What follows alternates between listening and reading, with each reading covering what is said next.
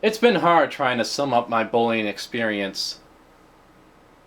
Being an adult now, 27 going on to 28, it's amazing how much has changed over the years and the rate at which it has. People who have opened their eyes up a little more at this point can see that bullying doesn't necessarily stop at high school or college. No, it just takes on new forms.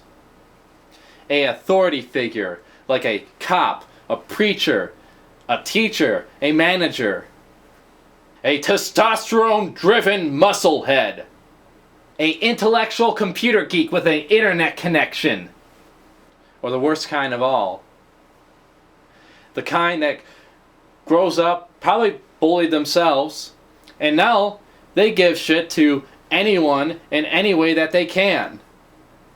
All the while having the mindset that they can't possibly be anything like the people that caused them grief. But it gets better, right? Right? It gets better. No. I'm not even going to say it makes you a stronger person. I'm not going to stand here and throw more bullshit on the pile. That is, it gets better. It gets better, kiddies. Don't worry, you can be a movie star and a great actor just like me. The boat has sailed on that anyways for me.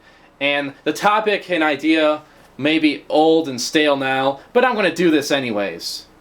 I propose the idea that your bullying experience shouldn't have happened, didn't need to happen, and it has no lasting positive effect on you.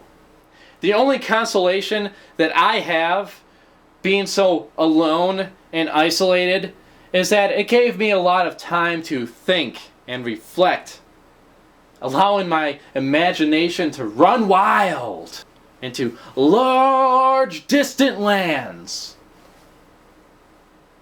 And even saying that makes me sick. Like I'm given the impression that it did me some good. It's like when an abusive parent looks at their successful kid and says, "Well, gosh darn, son, if I would have beaten you more with my belt, you probably would have became president." You know how if you beat an animal, it doesn't really learn anything? You get this broken, sometimes often vicious creature in its place. That's kind of like what happens when a person is bullied long enough. "Why did you hit Bobby, Jimmy?" Because Bobby is crying, and if he doesn't stop crying, I'm gonna hit him again. At one point I had this long-winded description of everything that happened to me, but I'm not going to go through all that. Instead, let's start at the beginning. In the 2nd grade, where this kid thought it was stupid of me to read a science book and discuss it with the teacher. How about we talk about in the 4th grade at age 10, I came home and held a knife to myself, ready to end all the pain and misery. Right then and there. And the thing that stopped me was not my mom coming home. In fact, I wanted her to watch me do it. No, the thing that stopped me was when she said to me, "Don't do it, that would only make them happy." And you know what? It wouldn't make them happy now, but at that time, it would. It really would. And then the bullies that put him into this situation started chanting, "You're better off dead, we're glad you're dead," and things like that. So I lived on, out of spite. And you know, up until last year, there was times I would think back in that moment and think, you know, I wonder how much better things would have been if I just did it all those years ago. How about all the mental anguish, the paranoid delusional thinking, the scenarios that I would imagine in my mind, assuming everyone was out there to set me up or get me in some way, one way or another.